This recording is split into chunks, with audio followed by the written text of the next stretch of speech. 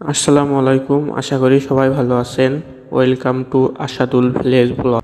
আজকে আমি আপনাদের নিয়ে এসেছি ভারতের সীমান্ত ঘেরা ফকিরপুতা কচুরপুতার অবস্থিত এটি ফকিরপুতা।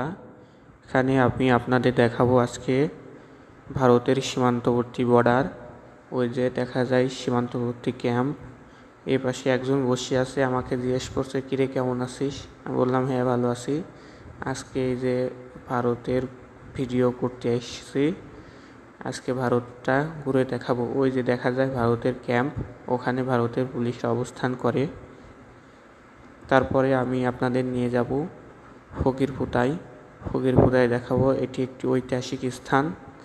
এখানে অনেক আগে এই যেখানে ভারতের এক দাদা কাজ করতেছে, সে কাজ করে ভারতের এই পাশে। তো আমি আপনাদের নিয়ে যাব ফকিরপুতায় একটি ঐতিহাসিক স্থান। এখানে একটা ফকির সাধু ছিল, মানুষ সবাই এখানে মানত করত, কিন্তু এখন যুগের আবর্তনে, কালের বিবর্তনে জায়গাটি বিলীন হয়ে যাচ্ছে।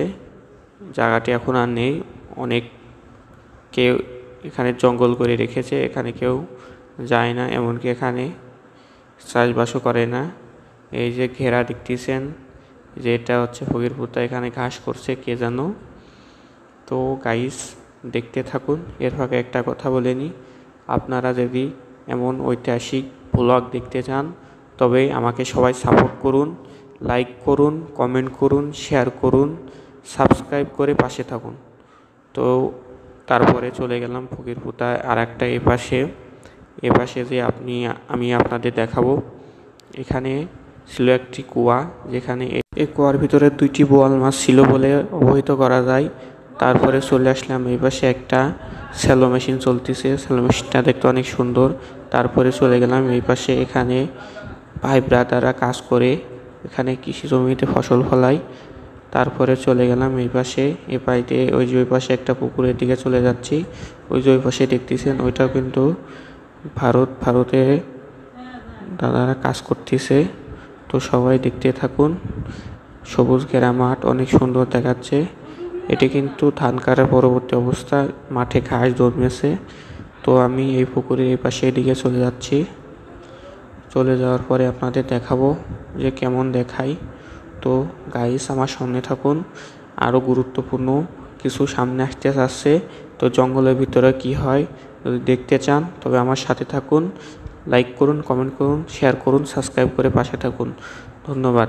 তারপরে চলে গেলাম জঙ্গলের ভিতর দিয়ে, দেখা যাক কি দেখা যায় জঙ্গলের ভিতর দিয়ে। ওই যে ওই পাশে কি দেখা যাক, আসুন দেখতে থাকুন।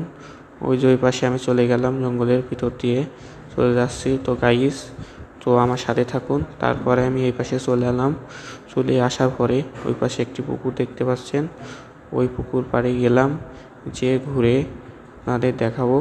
তো সবাই দেখতে থাকুন। তো পুকুর পাড়ে যে আমি আপনাদের দেখানোর চেষ্টা করছিলাম, কিন্তু আমি জিনিসটা ভিডিও করতে পারলাম না, এই জন্য সাময়িকভাবে দুঃখিত। তো যদি আপনারা জিনিসটা দেখতে চান তবে পরবর্তী ব্লগের জন্য অপেক্ষা করতে হবে। আমি আপনাদের জিনিসটা অবশ্যই দেখাবো। এর ভিতরে একটি ঐতিহাসিক কুয়া ছিল, কুয়ার ভিতরে 2টি বোয়াল মাছ ছিল। এটি খুব ঐতিহাসিক স্থান। তো ভারতের ঐতিহাসিক ভিডিও দেখতে চান সবাই সাথে থাকুন, লাইক কমেন্ট সাবস্ক্রাইব করুন, আমাকে হেল্প করুন, আমি যেন পরবর্তীতে ভিডিও বানাতে পারি। সবাইকে ধন্যবাদ। আমাদের পরিবেশনাটি যদি ভালো লেগে থাকে অবশ্যই লাইক কমেন্ট এবং শেয়ার এবং সাবস্ক্রাইব করতে ভুল করবেন না। ধন্যবাদ।